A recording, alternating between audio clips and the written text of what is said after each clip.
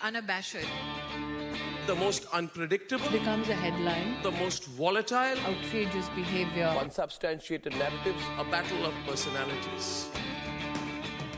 Welcome to Grant Tamasha, a co-production of the Carnegie Endowment for International Peace and the Hindustan Times.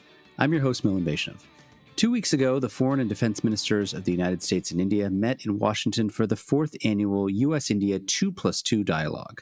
The annual meeting has become an important focal point in the growing partnership between the U.S. and India, and this year's edition received even more scrutiny than usual.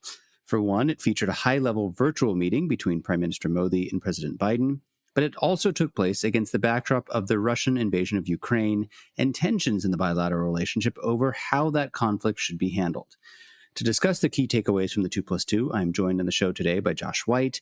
Josh is Associate Professor at Johns Hopkins SAIS in Washington, D.C., and a non-resident fellow at the Brookings Institution. Josh also has extensive experience working in the bowels of the U.S. government, having done stints at both the National Security Council and the Pentagon, so has had a front row seat to the sausage making that is U.S.-India relations. Josh, I am super excited that you could come on the show. Thanks for joining us. Glad to be here. I realized that I said that you worked in the bowels of the U.S. government, which is not quite accurate. You were very much in significant positions at a time when this relationship was it kind of at an interesting inflection point, and maybe that's a good place to start. During your time at the NSC, you put together your fair share of high-level dialogues between the U.S. and India. You give us a sense of what happens when you're kind of staffing one of these big summits. What is it like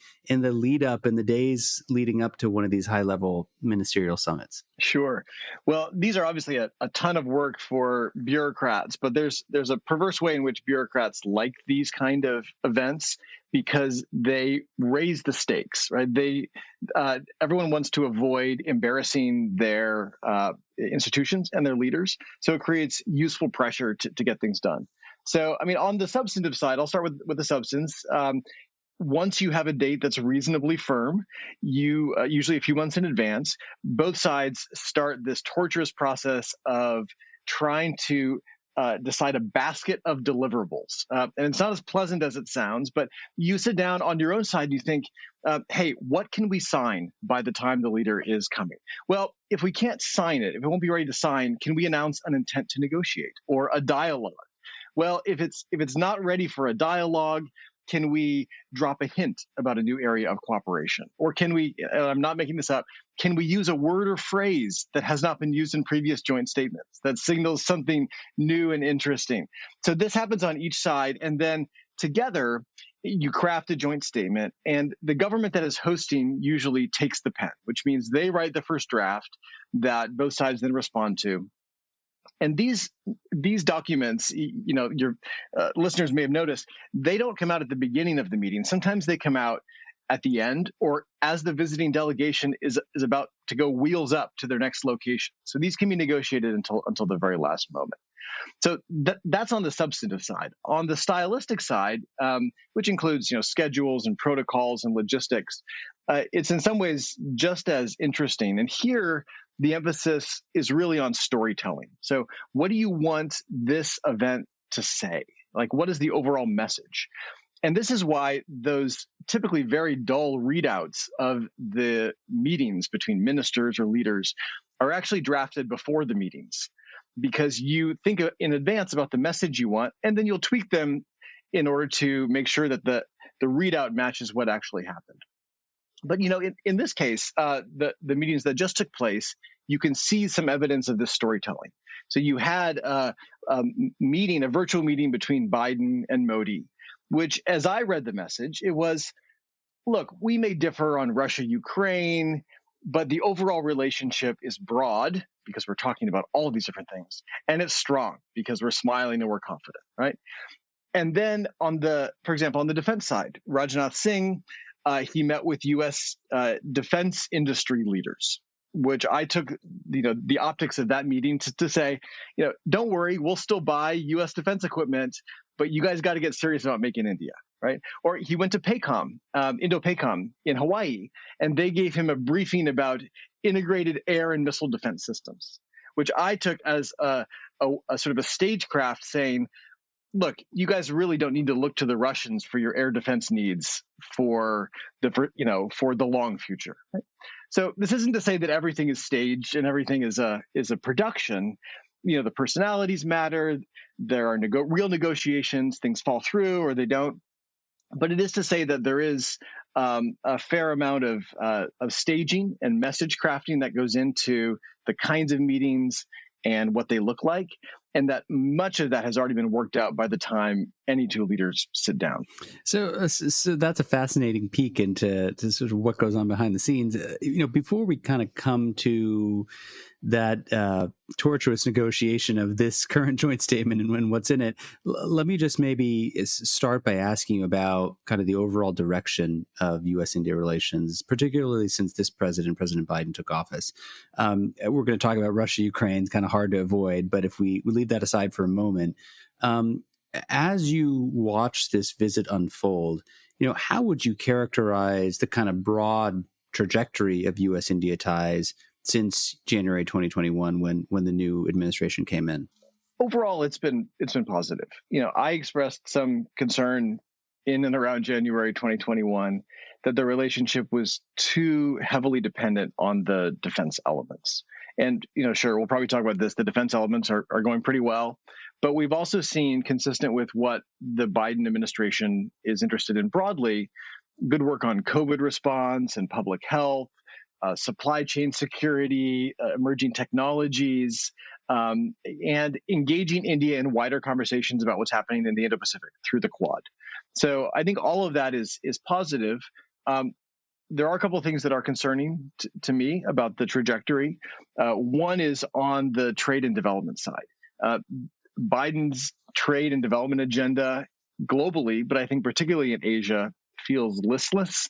Apparently, there's something called the Indo-Pacific Economic Framework, which is going to be revealed in its glory in the coming months.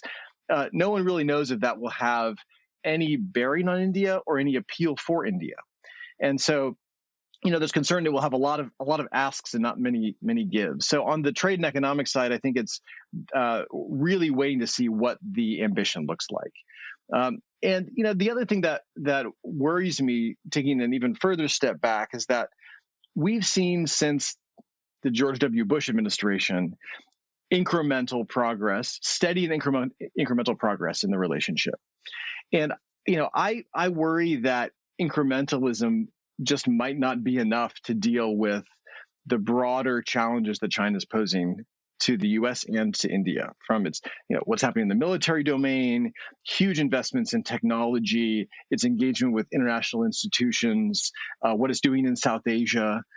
I think there are just these questions of, does this sort of steady, incremental pace of the relationship really match the challenges that China's posing in the region? And I don't think we have a clear answer to that, but that's certainly a worry.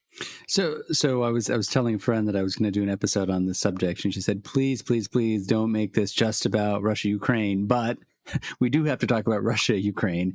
There's been a lot of talk, and a lot of it has been Twitter talk, which is not always real talk, but about what this means.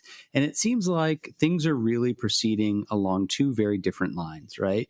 You have the government-to-government diplomacy, which is fairly calm, fairly sober, adaptive, reasonably consistent, as you mentioned.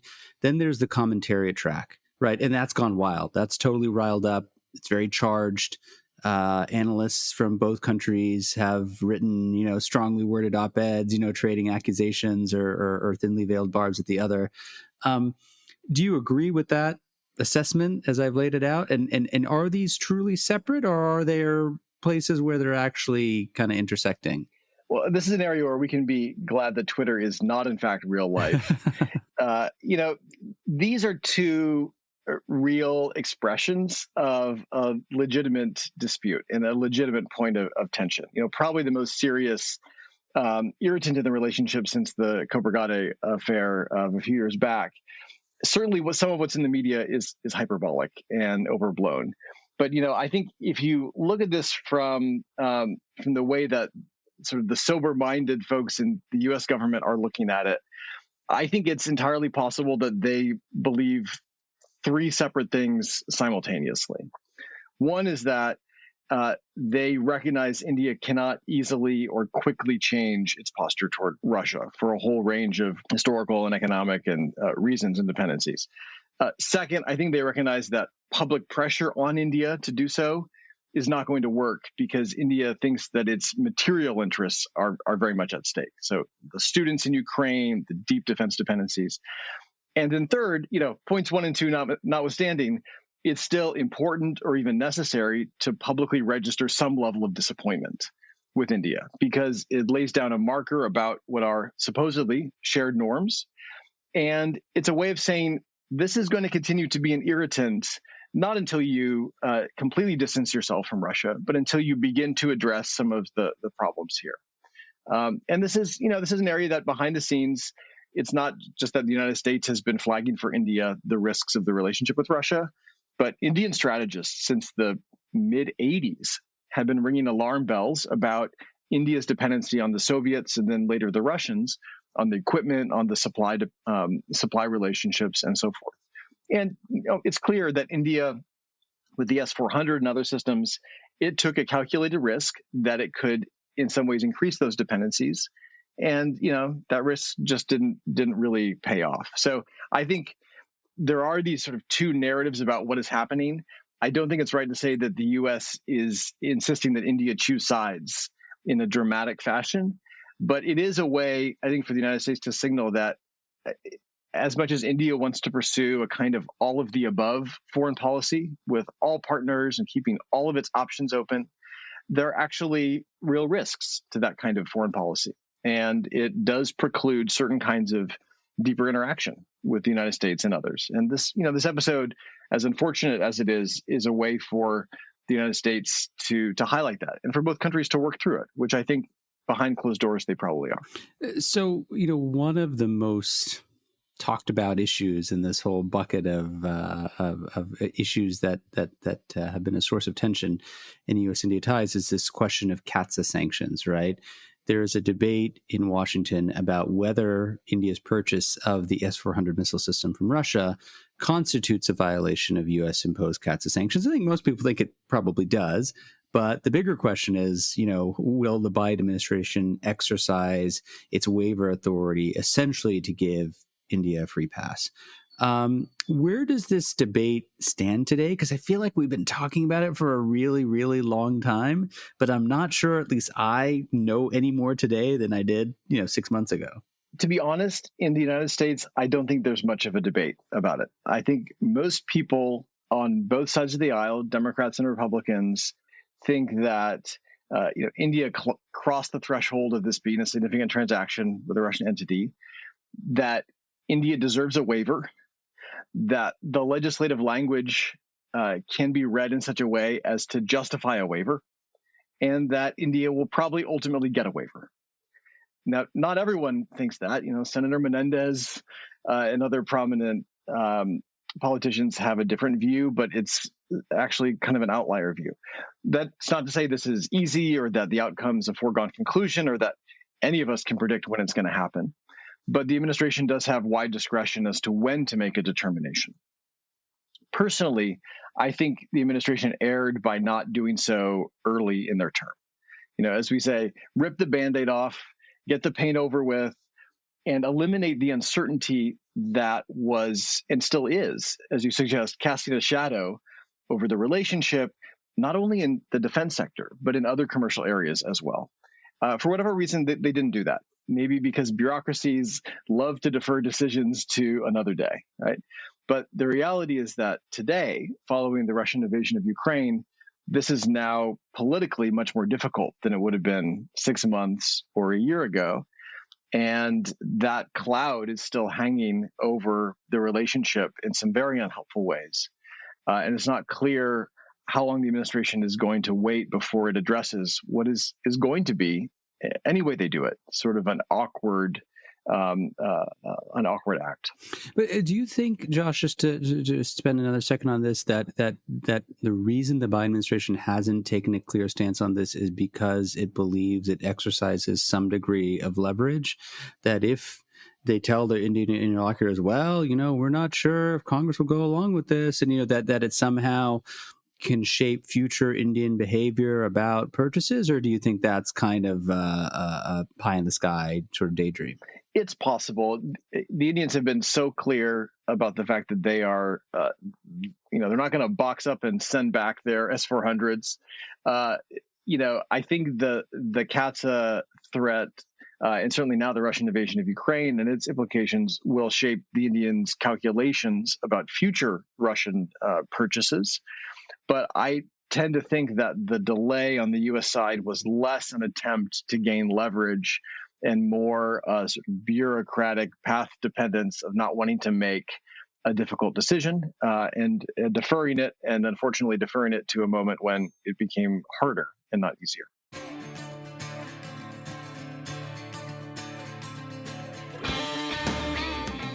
Hey, Grant Tamasha listeners, thanks for listening to the podcast. Putting this show together each week is a labor of love, but it takes a lot of work to put out a great show every week. If you'd like to support the work we do at Grant Tamasha, please visit ceip.org/donate. Don't forget to subscribe to us on Apple Podcasts, Google Podcasts, Spotify, or on your favorite podcasting platform, so you'll be the first to know when a new episode rolls out. So let's come now to the kind of real nitty-gritty of the 2+2. I'd love to get your thoughts as an insider, kind of what parts of the joint statement really jumped out at you. I mean, I reread it in advance of this podcast, and it really is sprawling, right? I mean, you got health in there, you have climate, you have cyber, you have space, you have defense technology, of course, you have a bit on economics, you have a lot on supply chains. If you had to kind of boil it down to sort of Josh White's greatest hits, what are kind of like two or three of the big things that stood out for you? You're right. There is a lot in there. And you could tell that part of the challenge was just figuring out what those headers should be to capture the different subject areas. Yeah, there were probably three things that stood out to me. The first was the steady drumbeat in this joint statement and those over the last year and more on public health. In some ways, every U.S. engagement with allies and partners today highlights public health, but India really matters, and it matters to the United States on this issue. It matters because of its scale, because of its vaccine production infrastructure, because you can't build a global disease surveillance program or network without India, because it has expertise on a lot of these issues. And I think what we see in the joint statement here, seen in continuity with some of the other meetings over the last year, is that this is just a real growth area for the U.S.-India partnership. At my university at Johns Hopkins, I can barely keep up with the new partnerships that Hopkins is building in public health with Indian institutions every month. I mean, there's a lot of potential, and I think this is one of the things that the joint statement highlights in a really good way. The second is on space cooperation, and the joint statement notes that the two sides signed a memorandum of understanding on space situational awareness and announced a new defense space dialogue that's going to start this year. This, I think, is something that is starting small, but is going to grow in scope and importance. Will these dialogues be used to compare notes on exciting topics like space trash? Yes, they will. Could they be used in the future to eventually coordinate policies on direct ascent anti-satellite tests, on which the United States recently announced a moratorium? Yes, they could. Could they be used in the future to collaborate on sensitive issues related to satellite resilience, making India's satellites more resilient against a variety of Chinese anti-space weapons? Yes. I mean, this is a domain where we're starting small. We have some civilian cooperation, but these kind of structures and MOUs and conversations could eventually touch on a wide range of things that really matter for India's economy and security. So that was, I think, a little bit of a preview in the joint statement as to what's coming. And third, in the maritime domain. Here, the big announcement was India's decision to join the Combined Maritime Forces Task Force as an associate partner. setting aside that nobody I've talked to knows what an associate partner is, it sounds relatively ambitious and prestigious. India will be joining a very interesting structure. There are 4 task forces that operate in the Gulf and the Indian Ocean, and this is a win-win. India is very focused on its Western naval front, for a number of important strategic and economic reasons. So its ability to interact with those players and this task forces operating out of Bahrain is really important. And then the joint statement also mentions some other maritime stuff, including a reference to underwater domain awareness, which again might not sound that exciting, but underwater domain awareness, trying to detect submarines from long distances, is really one of the hardest things that militaries do. You need very advanced materials. You need very sophisticated, super secret signal processing. And the fact that these conversations are starting in important ways between the U.S. and India, I think is a sign that both recognize the value of working together here, and that we'll see a lot more in future years. I'm tempted to title this podcast "Space Trash" and other things you didn't know that you cared about. I think there was like a movie a few years ago about space trash, hurtling towards the Earth. Let me ask you about defense, which is something that you've thought a lot about, which of course, figured very heavily in the joint statement. It's not new. It has for many past iterations. You had written a report, it probably feels like ancient history now, in January of last year for Brookings, and we'll link to that in the show notes, on the kind of next phase of the U.S. India defense security relationship. And in that report, you called on both countries to really redouble their efforts to engage in sort of sustained collaboration for technology, cooperation, co-development.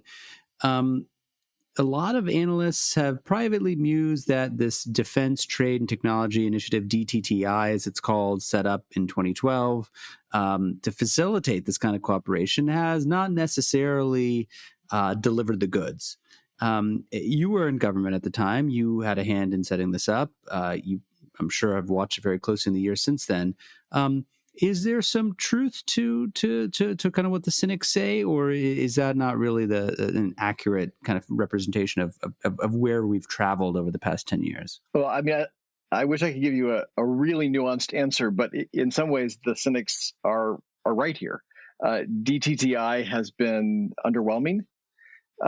Some of the more ambitious parts of it that we launched, proposing working together on jet engine technologies, for example, have been suspended. Some of the other projects on, chem biosuits are interesting, but not highly sophisticated. Some proposals were nixed by the Indians, some by the Americans. There are some new projects in the mix, but it's still really unclear where this is going. So in that sense, the skeptics and the cynics are right. What I think is really interesting is that we don't yet fully understand why DTTI and the broader efforts over the last 20 years to build a defense innovation partnership have not been successful. And I'm actually launching a research project that looks at this question, among others. So maybe you can invite me back in a couple of years and I'll sound more confident in my analytic judgments. But, I'm also going to look at how India engages its defense partnerships with Russia, France, and Israel and try to understand this. I do think broadly based, there are 3 main explanations for why this hasn't worked. And we don't really know which one of these is dominant. Some people principally blame the United States, right? The U.S. hasn't released the most super secret technology to India. It proposes projects that are too modest, or it tries to give India just enough of one of those T's, technology, so that we could get the other T, trade. Right? Some people, on the other hand, principally blame the Indian system. Right? I remember DRDO always asking the United States for the most obscure, super secret widgets. Right? Well, at the same time, the Indian system was very skeptical of longer-term collaborations that would integrate our defense supply chains. Right? U.S. critics have also said, look, India is trying to develop an entire procurement ecosystem indigenously, but its defense capital budget is not nearly big enough to sustain that. Right? So there are certainly critiques that point at Indian policies and Indian behavior. And then third, there are those who say, well, this is really about structural mismatches between our two defense systems. India's defense industrial base is still mostly dominated by public sector undertakings, whereas the U.S. system is dominated by private firms. And private firms, your Lockheeds and Boeings of the world, they need to have a business case to give some sensitive technology to an Indian partner. There are a lot of these asymmetries. So I don't think we know what the answer to this question is. And the Biden administration has done some good work in leaning into new domains that are important, cyber, AI, space, unmanned vehicles in air and maritime domains. All of that's good. But I don't think we yet have a clear roadmap of how best to cooperate in building a defense innovation ecosystem, or which technologies are most amenable to doing this between our two countries, or where in the research pipeline it's most effective to cooperate. Basic R&D, or as you're putting the finishing touches on some kind of cooperative system that was mostly developed by the Americans or the Indians. So, well, a lot of big questions there that I think we're only starting to explore.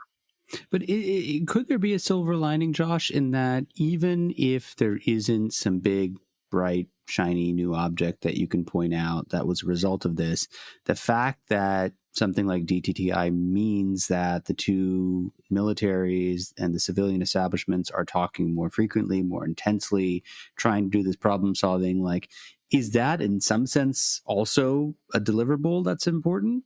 It is. And I would actually argue that the bright, shiny objects can be a distraction, that it's better to focus on, think about the kinds of technologies that allow India to see more clearly what's happening across the huge expanse of its country in the Indian Ocean and allow it to operate. Those kind of technologies might not be as exciting on their face, but are very important. The other thing that this kind of steady engagement on technology does is it encourages interoperability between the two militaries. The Indians see how the U.S. uses a particular system. Maybe they help us create a better version of it that we then deploy together. Then we're both operating the same kind of platforms in the same kind of ways. And that builds the deeper ties between our military services and the civilian leadership that can really matter in any kind of conflict or crisis environment that may happen in coming years. So just kind of building off of that, Josh, some people have said, including some U.S. government officials, that there are things that happen between the U.S. and India increasingly that are behind the scenes. They are sensitive. They are highly classified. And obviously, we can't discuss details on this podcast, but just broadly speaking, how do you see the evolution on that front, on the cooperation on intelligence, highly sensitive defense issues? Has that changed significantly since you were last in the Pentagon in the Obama administration? It has, and it's really difficult to put a finger on exactly how and where, but I can give a few thoughts on this front. One is that some of the public commentary can be a good proxy for what's happening behind the scenes. 10, 15 years ago, no U.S. administration would talk about building interoperability with Indian forces because that was seen as politically toxic. We couldn't talk about anti-submarine warfare or anything that might suggest that we were helping India more closely and accurately watch Chinese submarines in the Indian Ocean. Now these things are a staple of our joint statements. So there's a comfort level in the public domain in talking about some of these sensitive mission sets. And I think we can only presume that behind the scenes, the conversation has become more granular, more technical, and more valuable for both sides. So let me ask you about that. In the last couple of years, the U.S. and India have signed a number of important foundational agreements. Have those had any impact? These are hard to assess because they're not, the text isn't in the public domain. But the COMCASA, which is the Communications Interoperability Agreement, This was very important because what it has enabled is a set of secure terminals on Indian vessels and Indian bases, which can interface with U.S. systems at the secret level. It's called a secure enclave. It doesn't give the U.S. access to Indian networks or vice versa, but it allows for kind of a secure chat and email and application framework. And, my guess is that once you have that infrastructure, you're likely to share assessments, and it's clearly being used during exercises. But let's be honest, once you have that infrastructure in place, you could also use it if there's a crisis. You could share real-time intelligence. You could coordinate responses in the moment. So the infrastructure creates more opportunities for engagement. Similarly, the BECA, which is this other agreement on geospatial information, a lot of it is sensitive but unclassified maps. And the U.S. and India haven't been explicit about how they're using it, but presumably this could be very useful to India in the context of monitoring the Sino-Indian border, right?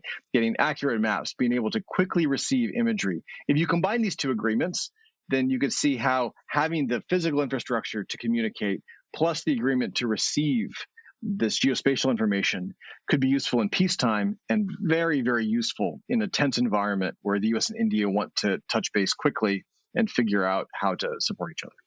All right, Josh, we are going to now test your versatility here by moving to a very different topic. Before we wrap up, I want to ask you about something that is adjacent to the 2+2, which is developments in the region, and maybe start with Pakistan, where you have done just some terrific work. As most of our listeners will know, Pakistan has a new government. It's led by Shehbaz Sharif, the brother of the former Prime Minister Nawaz Sharif, who was also the former Chief Minister of the province of Punjab. He takes over from Imran Khan, who was ousted in a really dramatic, very contentious, no confidence vote and various maneuverings around that vote. I'm just wondering, as you reflect on the 2+2, are there changes that Pakistan is likely to undergo that are going to have a relationship or have a bearing on where U.S. India goes? I mean, we've worked a lot to dehyphenate relations between India and Pakistan, but obviously there are connections here. How do you think about U.S. India in the context of these dramatic developments that we've seen in its neighbor? It certainly has been dramatic, and I've myself have learned a lot of details I never thought I was interested in pertaining to Pakistani parliamentary procedure. It's important to recognize first that the Shehbaz Sharif-led coalition government will be short-lived. Elections are due by the fall of 2023, and it might be fragile because coalition governments are very hard to sustain. But from the point of view of the United States, thinking about the wider implications, I think there are a few to consider. First, Shehbaz is a very adept politician with a technocratic bent, and he will probably be more competent and sober-minded in managing the economy than Imran Khan was. He also brings sort of a clean slate to the U.S.-Pakistan relationship.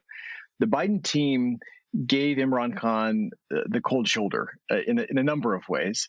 Biden never called him, and there were other indicators, in part because of his anti-American rhetoric, his embrace of the Taliban. You can argue about whether that was wise, and I'm not sure that it was, but there's now some real opportunity for a reset with Pakistan in a way that could be helpful in some modest ways. I think we're likely to see Shehbaz Sharif move very quickly to try to reboot the second phase of the China-Pakistan economic corridor, which very much languished under Imran Khan. This is not necessarily bad for the United States. I think an economically stable and vibrant Pakistan is probably good for everyone, including India. But it's worth watching how that unfolds and what sectors are really substantively integrated into this next form of CPEC. And then when it comes to the India-Pakistan relationship, I don't think we really know what Shehbaz Sharif's posture would be in a crisis. I mean, he has long had a strong relationship with the military, better than that of his elder brother. His tone toward India has been relatively tempered. But we have to remember that Imran Khan, who was less predictable, who had a complex relationship with the army, who played to populist sentiment, he was able to de-escalate the Balakot crisis when it seemed that it might continue to escalate. So I think it's difficult to predict, and we should have some humility in trying to assess how a particular leader with a fragile coalition government might respond if India-Pakistan tensions escalate again in the future. Last question. Let me push you a little bit further west and ask you about Afghanistan. You wrote a piece for Brookings just a couple months ago outlining some of the key non-state threats that could emerge from the Taliban's takeover of the country. If you were back in government, Josh, lying awake at night, thinking about what's happening and how you're going to manage it, at the NSC, what are the kind of top things that you're worrying about? What are some of those big risk factors? Here we are 6 months in after the Taliban's return. I think the biggest risk remains the prospect of a slow motion humanitarian catastrophe that brings further suffering to this war-scarred society, and creates refugee flows and really precludes any government, the Taliban or any other local authority, from building governance structures and delivering services. Over a medium to long horizon, that's a nightmare for the United States, for every country in the region. So that rightly is priority number one for the United States. The second risk, I could talk about Al-Qaeda or ISIS or specific militant groups, but my real concern here is what we don't know and what we can no longer see. After we left Afghanistan, particularly in the way that we did, our visibility into what's happening there decreased precipitously. And at the same time, ISIS has taken advantage of this environment and has been targeting the Taliban government quite relentlessly. And that has incentivized the Taliban to keep all of the other array of militant groups closely on side. They don't want to act against Al-Qaeda or Jaish-e-Mohammed or Lashkar-e-Taiba because they want a united front to deal with the threat that ISIS poses. What this means is that all of these militant groups are interacting very closely. They may be developing new training partnerships or new operational partnerships that are focused on India or the United States or Europe. And we probably wouldn't be able to see that.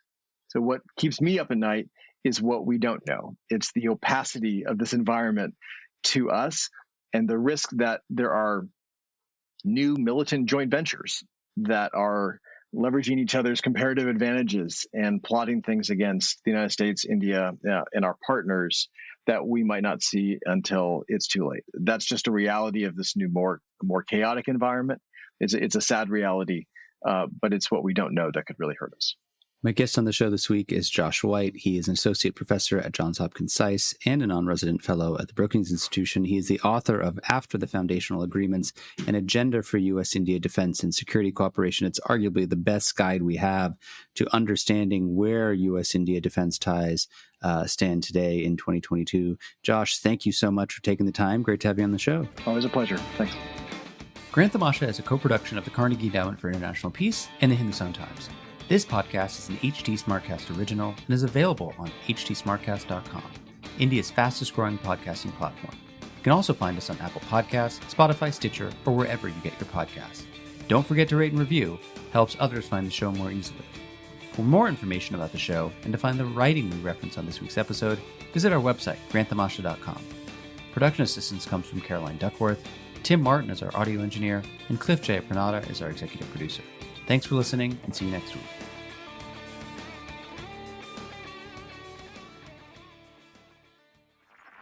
This was a Hindustan Times production brought to you by HT Smartcast. HT Smartcast.